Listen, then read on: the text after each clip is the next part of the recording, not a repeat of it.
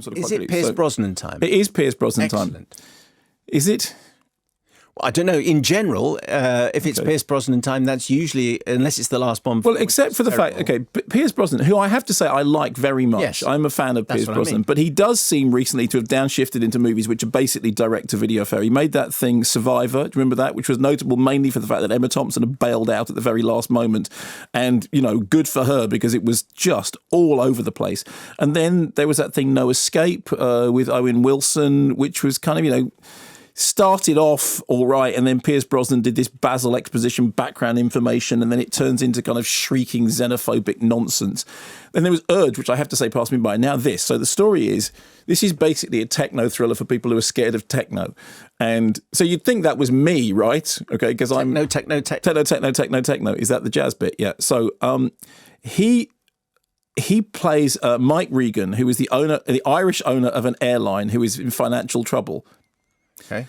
And he's about to launch a smart app, which is Uber for airlines. So basically, you can find out when private jets are at an airplane station near you, and you can, you know, but while he's doing the demo for the app, the technology goes wrong. And he calls in this guy played by James Freshfield to basically come in and sort the technology out. And the guy does. Then he says, that's brilliant. You should come to my house because I got a smart house, and the smart house is playing up really badly, and I really need somebody to come in and fix the Wi-Fi. So the guy goes over to his house and indeed starts working with all the Wi-Fi. And it's one of the houses in which everything's controlled by computers. Everywhere you look, there's cameras.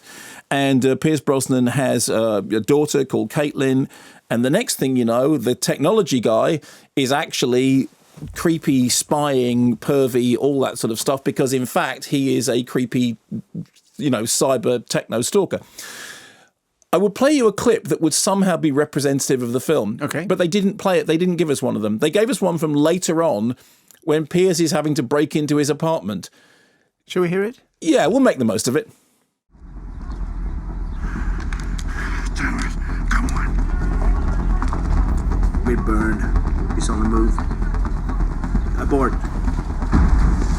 I got some more. Big grab what you can. He's moving. Now or never. 40 seconds. I'm almost there.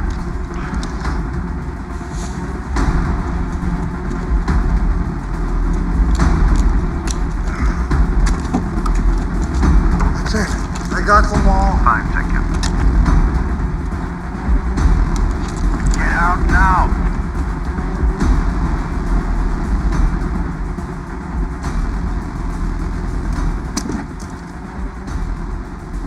He has a gun. What? Where is he?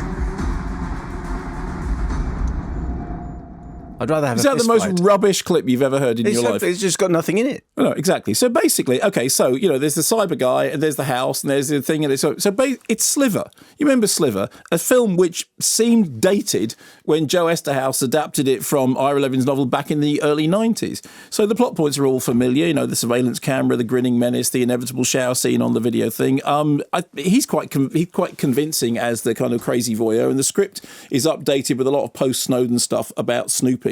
But it is one of those films in which you go, okay, this is absolutely a film which is made to be a straight to DVD movie that if you'd watch on a Friday night because there was nothing else to do. And it's directed by John Moore. Now, do you remember John Moore? Because John Moore's an interesting guy. John Moore's directed Good Die Today Hard. He also did the Omen remake, which was back in, I was just looking it up, 2006.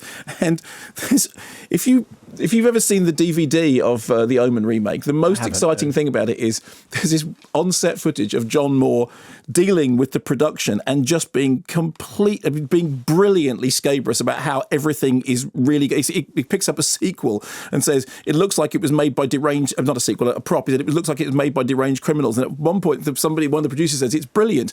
We're going to have the biggest Tuesday opening ever, and he says that's like coming fourth in a one-legged egg and spoon race. So all I can think all the way through this was actually this is what I want. What I want is the director commentary. So yeah, it's a straight to DVD movie that happens to have found its way into the cinema.